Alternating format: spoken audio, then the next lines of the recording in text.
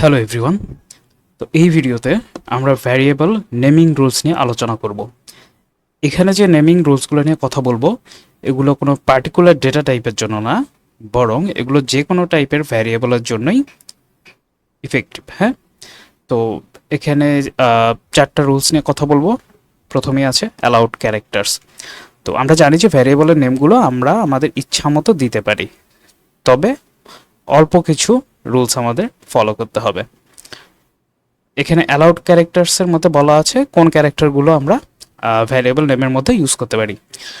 যে কোনো letter use করতে পারি, এটা ক্যাপিটাল হইতে পারে, স্মল হইতে পারে, ডিজিট হতে পারে 0 থেকে 9, এবং স্পেশাল ক্যারেক্টারের মধ্যে শুধুমাত্র আন্ডারস্কোর। হ্যাঁ, শুধুমাত্র আন্ডারস্কোর ইউজ করতে পারি, অন্য কোনো স্পেশাল ক্যারেক্টার ইউজ করা যাবে না। এবং কি বলছে এটা, start with a letter or underscore. শুরু করতে হবে কোনো একটা লেটার দিয়ে অথবা আন্ডারস্কোর দিয়ে, কখনো কোনো ডিজিট দিয়ে শুরু করা যাবে না। 0 থেকে 9 এগুলো ইউজ করা যাবে না, এটা শুরুতে ইউজ করা যাবে না, আমরা মিডলে বা শেষে ইউজ করতে পারি। তো 2 নম্বর রুলসটা দেখি, ভ্যারিয়েবল নেবেন must begin with a letter or underscore. হ্যাঁ, এই মাত্র যেটা বললাম, ডিজিট দ্বারা শুরু হতে পারবে না, কোনো স্পেশাল ক্যারেক্টার দ্বারাও শুরু হতে পারবে না, এক্সেপ্ট ফর দ্য আন্ডারস্কোর। হ্যাঁ, এই যে বলেছিলাম যে শুধু স্পেশাল ক্যারেক্টারের মধ্যে শুধুমাত্র আন্ডারস্কোরটা ইউজ করা যাবে, এবং এটা ভ্যারিয়েবলের শুরুতে আমি চাইলে ইউজ করতে পারি। And variable names cannot contain special character. কোনো প্রকার স্পেশাল ক্যারেক্টার সে নেবে না এক্সেপ্ট আন্ডারস্কোর। আচ্ছা, 3 নম্বরটা দেখি, নো রিজার্ভড কিওয়ার্ড।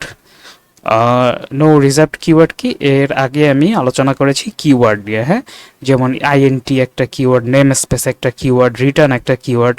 তো যে কিওয়ার্ডগুলো রিজার্ভ করা আছে এই কিওয়ার্ডগুলোকে আমরা ভ্যারিয়েবল নেম হিসেবে ইউজ করতে পারবো না। And the last rule is variable names cannot contain space. আমরা অনেক সময় ভ্যারিয়েবল অনেক বড় নাম ইউজ করি, তো তখন মনে হতে পারে একটা স্পেস দিয়ে ইউজ করবো, বাট অ্যাকচুয়ালি এটা করা সম্ভব না। আমরা যেটা করতে পারি, স্পেসের পরিবর্তে আন্ডারস্কোর ব্যবহার করতে পারি। হ্যাঁ, তো মূলত এই চারটা রুলস ফলো করলেই হবে। তো আমি একটু কোডিংয়ে দেখাই এক্সাম্পল সহ। প্রথম রুলস অ্যান্ড দ্বিতীয় রুলস যদি কম্বাইন করি তাহলে যেটা দাঁড়ায়, আচ্ছা আমরা একটা দেখেছি যে আমরা স্পেশাল ক্যারেক্টার ইউজ করতে পারবো না। হ্যাঁ, আমি এখানে ইন্টিজার টাইপ দেখাচ্ছি, বাট এটা কিন্তু সকল ডাটা টাইপের ক্ষেত্রেই প্রযোজ্য। তো আমি এখানে প্রথমে একটা হ্যাশ দিলাম স্পেশাল ক্যারেক্টার, দেখি এবার ইরোর আসে কিনা। ইরোর চলে আসছে। বাট আমি যদি হ্যাশ রিমুভ করি, এবার সমস্যা নেই। তো আমরা জানি কি স্পেশাল ক্যারেক্টারের মধ্যে আন্ডারস্কোর ইউজ করতে পারি, এবং সেটা যে কোনো জায়গায় আমরা একদম শুরুতেও ইউজ করতে পারি। দেখি এবার আশা করি ইরোর আসবে না। ইরোর কিন্তু আসেনি। তবে আমরা জানি যে হচ্ছে cannot start with a digit. আচ্ছা, তো আমরা ডিজিট দ্বারা শুরু করতে পারবো না। আমি একটা ডিজিট দিলাম, দেখি কি আসে। দেখেন ইরোর চলে আসছে, বাট আন্ডারস্কোরে কিন্তু ইরোর আসেনি।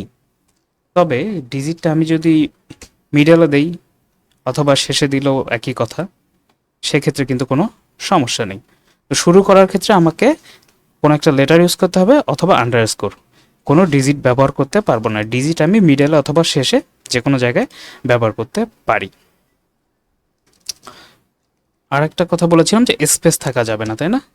তো আমাদের মনে হতে পারে কার নেম নামে একটা ভ্যারিয়েবল থাকবে, এখানে একটা স্পেস, আমার মনে হচ্ছে স্পেসটা আমাদের রাখা উচিত, বাট নেমিং রুলসে তো এটা বলা আছে যে আমাদের স্পেস ব্যবহার করতে পারবো না। সেক্ষেত্রে আমরা যেটা করতে পারি, আন্ডারস্কোর দিয়ে এটা ফিল আপ করে দিতে পারি। এক্ষেত্রে কোনো সমস্যা নেই, কাজ করবে।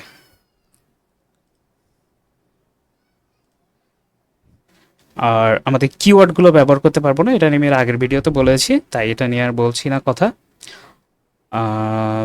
স্পেস ক্যানট কন্টেইন স্পেস, স্পেসটা দেখিয়েছি। কেস সেন্সিটিভ, এটা নিয়েও আগে কথা বলেছি।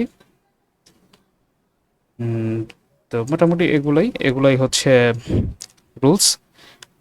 এই চারটার বাইরে আসলে নেমিং রুলসের তেমন কিছু নেই। তো আশা করি যে আপনারা এই রুলসগুলো ফলো করে কোডিং করবেন, কোনো সমস্যা হবে না। সো সবাইকে ধন্যবাদ ভিডিওটি দেখার জন্য। দেখা হচ্ছে নেক্সট ভিডিও।